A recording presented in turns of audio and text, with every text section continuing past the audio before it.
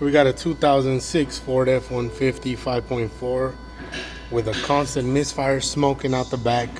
Terrible. Checked out coils, spark plugs, everything, but that smoking just had us stuck thinking we had a messed up injector.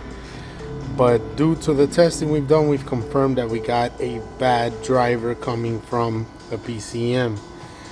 We confirmed that utilizing the noid lights, we saw that even just key on, engine off, we had a constant ground, which should be a pulse width modulated ground. Our voltage circuit was fine. As you can see here, key on, engine off. This is abnormal. We went to the PCM, located the pins.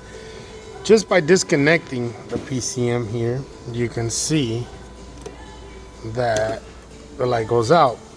Now that doesn't mean that necessarily is the PCM, but we did load test the circuit from here to there, and we continuity tested and everything checked out perfectly fine.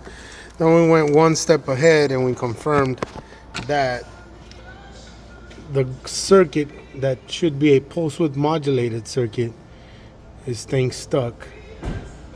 As you can see there, that's the pin that feeds that injector, which is constantly staying stuck and creating that injector to stay open and the severe misfire.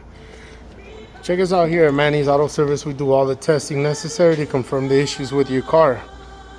Keep on following us and subscribe.